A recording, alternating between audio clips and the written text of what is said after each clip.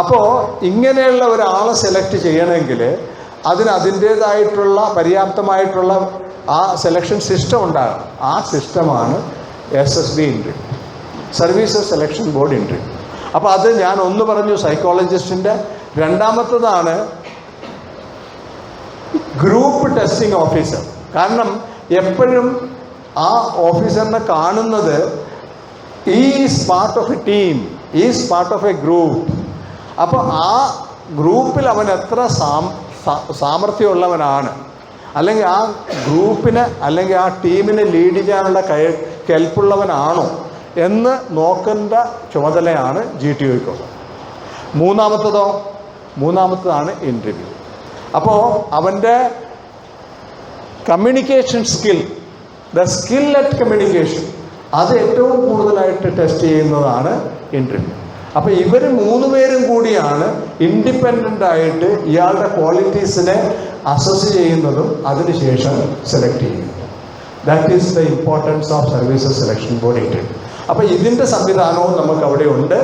അപ്പോൾ ഇപ്പോൾ ഞങ്ങൾ നടത്തുന്നത് SSBയുടെ പ്രിപ്പറേറ്ററി കോഴ്സാണ്.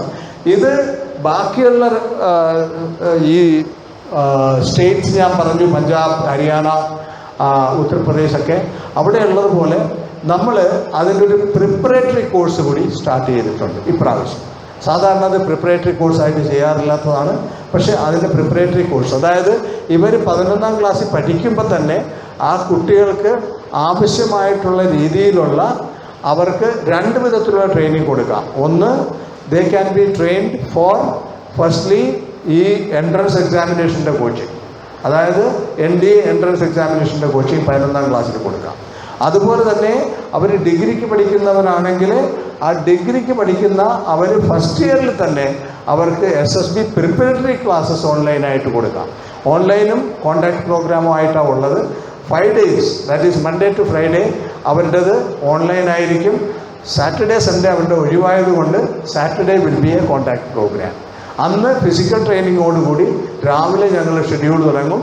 അന്ന് എൻറ്റയർ പ്രാക്ടിക്കൽസ്, അതായത് group discussion, group planning exercise, physical training, command task, അങ്ങനെയുള്ള ഒത്തിരി സംഗതികളുണ്ട്. ഈ സംഗതികളെല്ലാം നമ്മൾ അവിടെ സാരഥി സെൻറ്റർ ഫോർ എക്സലൻസിലെ കുട്ടികൾക്ക് പ്രാക്ടിക്കൽ ട്രെയിനിങ് കൊടുക്കും. അപ്പോൾ അടുത്തത് ഈ സ്റ്റാഫ് സെലക്ഷൻ കമ്മീഷൻ, അഗ്നിവീർ, അതുപോലെ തന്നെ റെയിൽവേ കോച്ചിങ്ങിൻ്റെയൊക്കെ ഇതിൻ്റെയൊക്കെ എല്ലാത്തിൻ്റെയും നമുക്ക് കോച്ചിങ് ക്ലാസ്സസ് ഞങ്ങൾ സ്റ്റാർട്ട് ചെയ്തിട്ടുണ്ട്. അതുപോലെ തന്നെ ആർമി, നേവി, എയർഫോഴ്സിൻ്റെ +2 ലെവലിലുള്ള ക്ലാസ്സസ് ഉണ്ട്. അതാണ് ഈ ടെക്നിക്കൽ ട്രേഡ്സിലേക്ക്, അതായത് ബേസിക്കലി സോൾജർ ടെക്നിക്കൽ, അല്ലെങ്കിൽ എയർഫോഴ്സിൽ പോകുന്ന ടെക്നിക്കൽ, അതുപോലെ തന്നെ SSR ആർമമെൻ്റ് ആർട്ടിഫൈസർ എന്നൊക്കെ പറഞ്ഞിട്ടുള്ള നേവിയിൽ, അതുപോലെയുള്ളവർക്കൊക്കെ, അതുപോലെ നഴ്സിംഗ് അസിസ്റ്റൻറ്റ്, ഇതിനെല്ലാം അതിനുള്ള ട്രെയിനിങ്ങും അവിടെ ഉണ്ട്. അതുപോലെ തന്നെ മിലിറ്ററി നഴ്സിംഗ് സർവീസ്, നമ്മളുടെ സാരഥി സെൻറ്റർ ഫോർ എക്സലൻസിന് അഭിമാനിക്കാവുന്നതാണ്.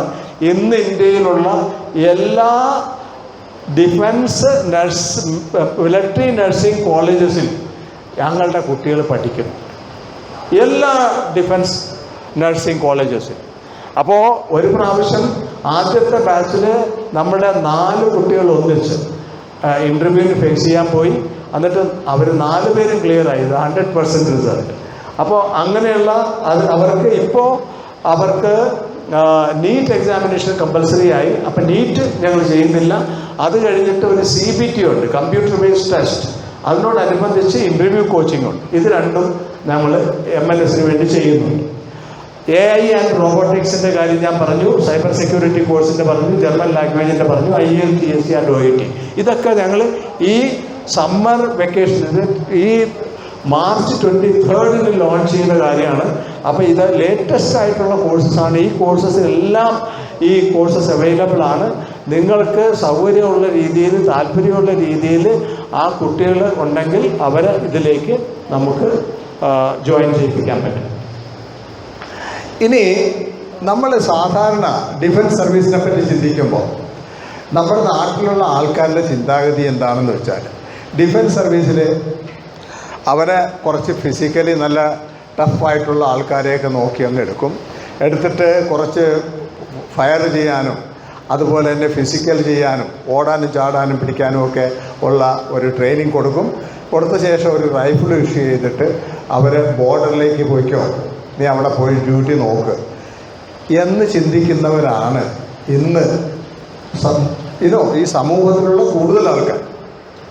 പക്ഷെ ഒരു കാര്യം നമ്മൾ മനസ്സിലാക്കേണ്ടത്, ഞാൻ 40 വർഷം മുമ്പ് താർ ഡെസേർട്ടിൽ, രാജസ്ഥാൻ ഡെസേർട്ടിൽ ഓപ്പറേറ്റ് ചെയ്യുമ്പോൾ നമ്മുടെ ഈ മൊബൈൽ ഫോണൊന്നും അന്ന് ആൾക്കാർക്ക് അറിയത്ത് പോലുമില്ല. ആ സമയത്ത് ഞങ്ങൾ ഉപയോഗിച്ചിരുന്ന സംഗതിയാണ് ഈ വാക്കി ടോക്കി ഓർ മൊബൈൽ ഫോൺസ്. ആദ്യം ടെക്നോളജി വന്നെത്തുന്നത് യഥാർത്ഥത്തിൽ ഡിഫൻസ് ഫോഴ്സസിലാണ്. അതായത് ഇപ്പോൾ നമ്മുടെ എത്രയോ സാറ്റലൈറ്റ്സ് ഭൂമിയെ കറങ്ങി നടക്കുന്നുണ്ടോ, അതിൽ ഏകദേശം 90% ഡിപ്ലോയ് ചെയ്തിരിക്കുന്ന പല രാജ്യങ്ങളിൽ നിന്നുള്ള സാറ്റലൈറ്റ്സ് മിലിറ്ററി യൂസിന് വേണ്ടിയാണ്. ഇന്ന് പാകിസ്ഥാൻ കറാച്ചിയിൽ നിന്ന് ഒരു ടാങ്ക് കോളം ഇസ്ലാമാബാദിലേക്ക് മൂവ് ചെയ്ത് കഴിഞ്ഞാൽ നാളെ ആ സംഗതി നമ്മുടെ റെക്കോർഡിൽ ഡൽഹിയിൽ ഓപ്പറേഷൻ റൂമിലുണ്ടാവും. That is the technology what we have. അപ്പോൾ ഹൈലി ടെക്നിക്കലായിട്ടുള്ളൊരു ഫീൽഡാണിപ്പോൾ ഡിഫൻസ് സർവീസ് എന്ന് പറയുന്നത്. അല്ലാതെ വെറുതെ ഒരു തോക്കുമെടുത്ത് ആ ബോർഡറിൽ പോയി 2 പാകിസ്ഥാൻ്റെ മുമ്പേ വെടിവെക്കുന്ന സംഗതിയല്ല. It is a totally different thing.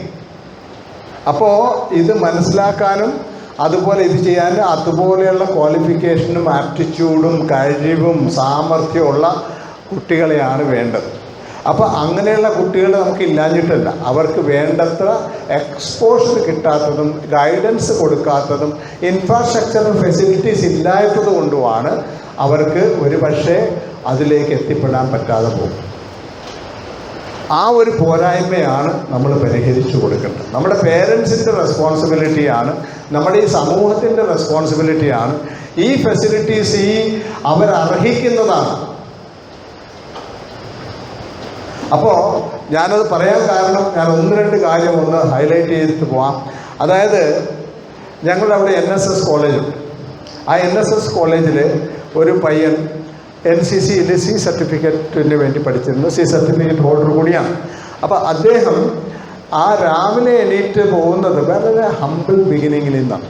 രാവിലെ അയാൾ ന്യൂസ് പേപ്പർ വീടുകളിൽ ഇടാനാണ് പോകുന്നത് ആദ്യം. അത് കഴിഞ്ഞിട്ട് 6 മണിയാകുമ്പോൾ അയാൾ അടുത്ത ക്ഷേത്രത്തിൽ പോകും. അപ്പോൾ അയാൾ ചില പെർക്കഷനിസ്റ്റാണ്. അപ്പോൾ ഈ വാദ്യങ്ങൾ വായിക്കാനൊക്കെയുള്ള ഇതുണ്ട്. അത് പുള്ളിയുടെ വേറൊരു വരുമാന മാർഗ്ഗമാണ്. അങ്ങനെയുള്ളൊരു കുട്ടി നമ്മുടെ അടുത്ത് വരുന്നു, ഈ സർവീസ് സെലക്ഷൻ ബോർഡ് ഇൻ്റർവ്യൂവിൻ്റെ ഇതിന് വരുന്നു. ആൻഡ് ഇന്ന് ഹൈദരാബാദിലുള്ള എയർഫോഴ്സ് അക്കാഡമിയിൽ ആ കുട്ടി ഓഫീസറിൻ്റെ ട്രെയിനിങ് കംപ്ലീറ്റ് ചെയ്തുകൊണ്ടിരിക്കുക. ഏത് തുറയിലുള്ളതും ഏത് രീതിയിലുള്ള കുട്ടികളും അവർക്ക് സാമർഥ്യം ഉണ്ടെങ്കിൽ അതിനെ വഴിതിരിച്ച് കാണിച്ചു കൊടുക്കാൻ പര്യാപ്തമായിട്ടുള്ള ഒരു സംവിധാനം നമുക്കുണ്ടായിരിക്കണം. ആ സംവിധാനത്തിൽ ഒന്നാണ് സാരഥി സെൻറ്റർ ഫോർ എക്സലൻസ്. അതുപോലെ തന്നെയാണ് അതേ മനസ്ഥിതിയോടുകൂടി പ്രവർത്തിക്കുന്ന മറ്റൊരു സംഘടനയാണ് നമ്മുടെ SSS. അപ്പോൾ ആ ഒരു കാര്യത്തിൽ I appreciate all of you. ഇനി ഈ മേജർ അട്രാക്ഷൻസ് എന്തൊക്കെയാണ് ഡിഫൻസ് സർവീസിൽ? ഒന്ന്, എക്സലൻ്റ് കരിയർ ഓപ്പർച്യൂണിറ്റി. അതായത് നിങ്ങളുടെ കഴിവ് എന്താണോ ആ കഴിവനുസരിച്ചാണ് നിങ്ങളെ മുന്നോട്ട് കൊണ്ടുപോകുന്നത്. ഒരു ജനറലിൻ്റെ ഫീൽഡ് മാർഷലിൻ്റെ മകൻ വന്നാലും അയാളും അവിടെ ലെഫ്റ്റനൻ്റായിട്ട് തന്നെ ജോലിക്ക് കയറും. അതുപോലെ ഞാൻ ഏതെങ്കിലും വിധത്തിൽ വല്ലൊരു ഫാർമറിൻ്റെ മകനാണ് ചെന്നെങ്കിലും ഞാനും കയറുന്നത് ഒരു ലെഫ്റ്റനൻ്റായിട്ടാണ്. അവിടെ പക്ഷപാതമില്ല. ഒരു ബിസിനസ് സെക്ടറിലാണെങ്കിലോ അച്ഛൻ മില്യണയർ ആണെങ്കിൽ ആ രീതിയിലായിരിക്കും മകൻ പോയി വിശദീ കയറുന്നത്, ആ ലെവലിലായിരിക്കും. പക്ഷേ സർവീസിന് അങ്ങനെയില്ല.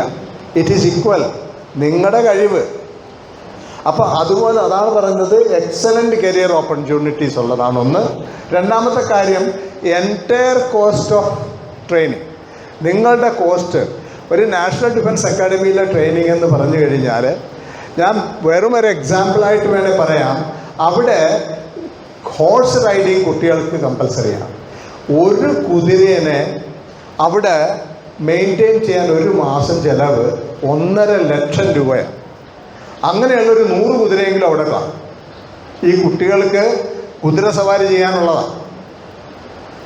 അവർക്ക് അവരുടേതായിട്ടുള്ള ഒരു സെയിലിംഗ് വെസലുണ്ട്, അതായത് അവരുടേതായിട്ടുള്ള തടാകമുണ്ട്. അവിടെയാണ് അവർ നേവിയുടെ ട്രെയിനിങ്ങിന് വേണ്ടി ആൾക്കാരെ വിന്യസിക്കുന്നത്. അവിടെ ഫയറിംഗ് റേഞ്ച് ഉണ്ട്, അവരുടെ സ്വന്തമായിട്ടുള്ള ഫയറിംഗ് റേഞ്ച് ഉണ്ട്. അവിടെ പോയി നമുക്ക് ഫയർ ചെയ്യാം. അവരുടേതായിട്ടുള്ള ഗോൾഫ് കോഴ്സ് ഉണ്ട്. അപ്പോൾ അവരുടേതായിട്ടുള്ള ബില്ലിയാർഡ്സ് റൂമുണ്ട്. ഇതൊക്കെ നമ്മൾ ഈ വെളിയിലെല്ലാം പറഞ്ഞു കേട്ടിട്ടേ ഉള്ളൂ. ഈ സംഗതികളെല്ലാം ഉള്ള ഏഷ്യയിലെ തന്നെ ഏറ്റവും പ്രസ്റ്റീജിയസ് ആയിട്ടുള്ള ഒരു ട്രൈ സർവീസസ് അക്കാഡമിയാണ് നാഷണൽ ഡിഫൻസ് അക്കാഡമി. അതിൽ കിട്ടുക, ഒരു അഡ്മിഷൻ കിട്ടുക എന്ന് പറഞ്ഞാൽ ആ ഒരു കുട്ടിയെ പറ്റി ആ പേരൻസിന് പിന്നെ ചിന്തിക്കേണ്ട ആവശ്യമില്ല.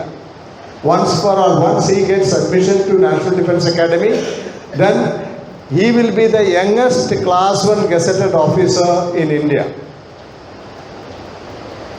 equivalent to IAS, IPS, IFS. അപ്പോൾ ആ വിധത്തിലുള്ള മോട്ടിവേഷൻ കൊടുത്തെങ്കിൽ മാത്രമേ ആ കുട്ടികളെ ആ രീതിയിൽ നമുക്ക് കൊണ്ടുവരാൻ പറ്റുള്ളൂ.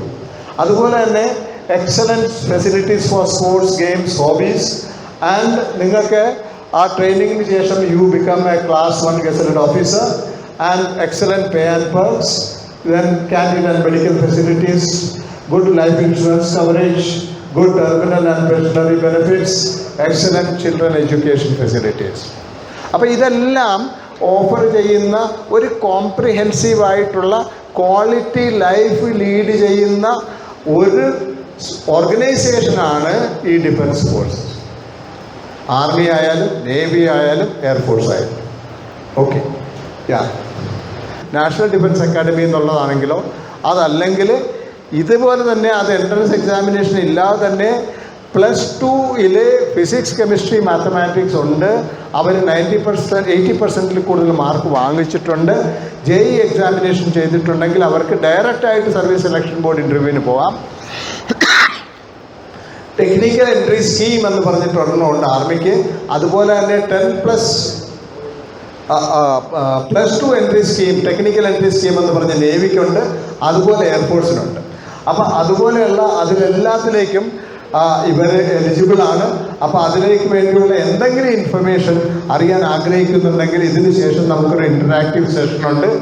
ഏതെങ്കിലും പേരൻസിനോ കുട്ടികൾക്കോ ആർക്കെങ്കിലും താല്പര്യമുണ്ടെങ്കിൽ ആ കാര്യങ്ങൾ വിശദമായിട്ട് ചോദിക്കാം. കാരണം സമയം കുറവ് കൊണ്ട് ഞാൻ കുറച്ച് സ്പീഡിൽ പോകും. അതിനുശേഷം നമുക്ക് ആ ഇൻറ്ററാക്റ്റീവ് സെഷനിൽ ഇതെല്ലാം കവർ ചെയ്യാം. ടെക്നിക്കൽ എൻട്രി സ്കീം എന്ന് പറഞ്ഞു കഴിഞ്ഞാൽ ഒരു BTech ഇപ്പം തന്നെ നമ്മുടെ നാട്ടിൽ ഏറ്റവും കൂടുതൽ ഒരു വർഷത്തിൽ ഇന്ത്യയിൽ ഏകദേശം 1,50,000 ടെക്നിക്കൽ ഗ്രാജുവേറ്റ്സ് പാസ് ഔട്ട് ആകുന്നുണ്ട് ഒരു വർഷം. അപ്പോൾ ഇവർക്കൊക്കെ എന്താ ജോലി? പല ആൾക്കാരും ബാങ്കിലോ അല്ലെങ്കിൽ KSRTCയിലോ അല്ലെങ്കിൽ അവിടെ ഇവിടെയൊക്കെ ആയിട്ട് പല ജോലിയിലാണ് പോകുന്നത്. പക്ഷേ ഇവർക്കൊക്കെ ടെക്നിക്കൽ ഓഫീസേഴ്സായിട്ട് പോകാനുള്ള ഒരു അവസരമുണ്ട്. ഇവിടെ ലാക്ക് ഓഫ് അവെയർനെസ് കൊണ്ടോ അതല്ലെങ്കിൽ അവർ വേണ്ട പോലെ ശ്രദ്ധിക്കാത്തത് കൊണ്ടോ ഇതിന് പോകാറില്ല. 27 വയസ്സ് വരെ അവർ ഇതിന് എലിജിബിളാണ്. അവർക്ക് വേണ്ടത് എന്താണ്? ഡയറക്റ്റ് ഒരു എൻട്രൻസ് എക്സാമിനേഷൻ ഇല്ല, ഡയറക്റ്റ് സർവീസ് സെലക്ഷൻ ബോർഡ് ഇൻ്റർവ്യൂവിന് പോകാം. പോയിട്ട് അവിടെ സെലക്ട് ആകുകയാണെങ്കിൽ they become technical graduate entry എന്ന് പറഞ്ഞൊരു ഇതിലേക്ക് കമ്മീഷൻഡ് ഓഫീസറായിട്ട് പോകാൻ പറ്റും. ഇനി അതുപോലെ തന്നെ ബാക്കിയുള്ള നോക്കുക, NCC സ്പെഷ്യൽ എൻട്രി സ്കീം. ഇപ്പം കൂടുതലും നമ്മുടെ കുട്ടികളെ നമ്മൾ NCCയിലേക്ക് ജോയിൻ ചെയ്യാൻ പ്രേരിപ്പിക്കേണ്ടതുണ്ട്.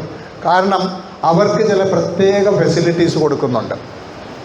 അതിലൊന്നാണ് C സർട്ടിഫിക്കറ്റ് ഹോൾഡർ ആണെങ്കിൽ നിങ്ങൾക്ക് ഒരു എൻട്രൻസ് എക്സാമിനേഷൻ ഇല്ലാതെ തന്നെ സർവീസ് സെലക്ഷൻ ബോർഡ് ഇൻ്റർവ്യൂവിന് പോകാം. അത് സെലക്ട് ആകുകയാണെങ്കിൽ you can go for if you get selected you can go for academic training and after that you can be a commissioned officer, right?